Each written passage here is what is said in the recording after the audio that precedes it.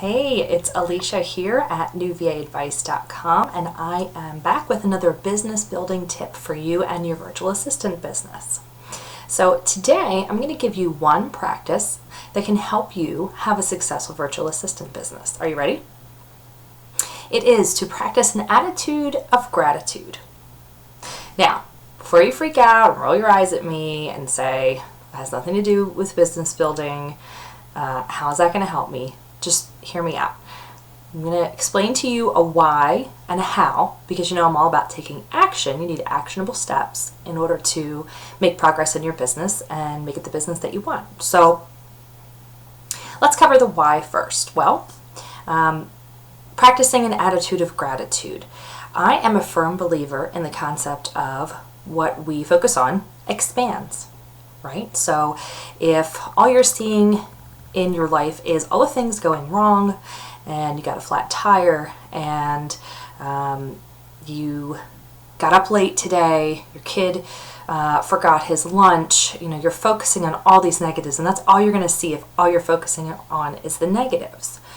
But what if you switched that and just focused on the things that you're grateful for?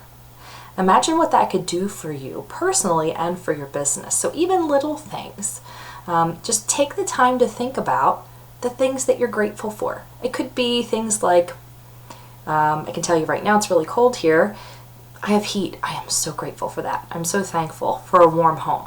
So you see, it doesn't have to be big, complicated things. But these things add up, and it changes where you are mentally and helps you grow because you're focusing on the positive.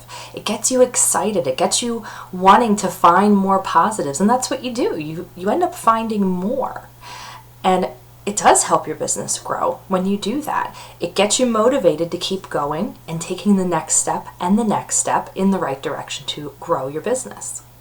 So how do you do it? Well, there are a number of ways that you can go about practicing gratitude. I recommend doing whatever works best for you, that you're going to be able to keep it a common practice that you do daily. So what works for me is a gratitude jar. This is something that we started in our family last year in January.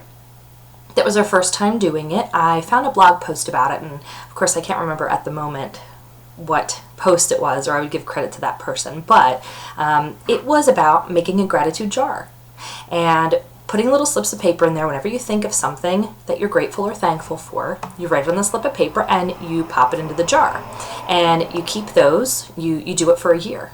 So my husband and I decided to then read those on New Year's Eve this year. So we've had a year of putting the notes in the jar, and then we read them on New Year's Eve, and that was really fun. And I like that this can be a new family tradition. We're definitely going to read them with my son next year.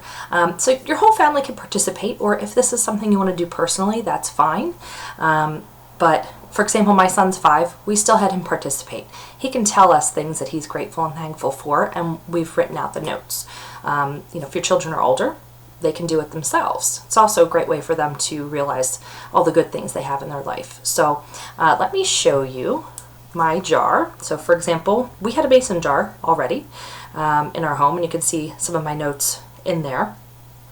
And I'm not a big graphic design person, but I'll tell you the very simple way I did this. And in the blog post that goes with this video, I'll also give you a free printable that I created for the front of the jar. So you'll also see a picture of my jar last year. I literally took a piece of construction paper and some markers and stickers and wrote gratitude jar and some notes on there and taped it to this jar. Like I said, graphic design's not my thing.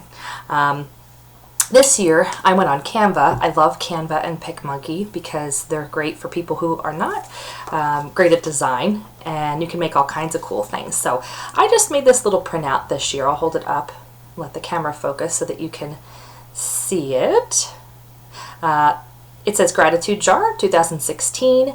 Add notes for good news, blessings, good memories, answered prayers, and happy moments. And that's just what I decided to write on mine. I kind of came up with that wording after reading some things.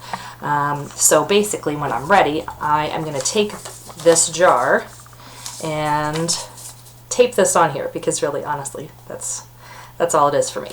And then I keep with it these little slips of paper. I already had some scrap slips of paper, and I just kind of paper clip them together.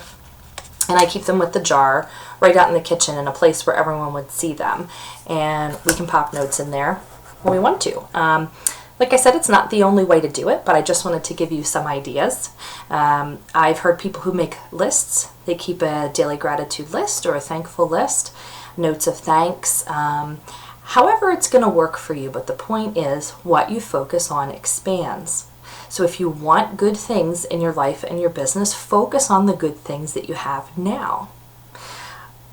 Right now, I would love for you to think about this concept and how you want to practice gratitude, and then jump over to our Facebook group, the Virtual Assistant Empowerment Group, and show me a picture. You'll see a thread in there for gratitude jar, and put a picture in there of your gratitude jar if you made one, or whatever way you practice gratitude. Let me know how you do it. Share with me. I would love for you to be part of the group. Again, it's Virtual Assistant Empowerment Group. It's a place for us to get together, learn from each other, and find out that one next thing that's going to take you from overwhelmed to empowered to take the next action that you need to take to make your virtual assistant business successful. So that's my tip for you today, practicing an attitude of gratitude. Try it and let me know how it goes. Have a great day.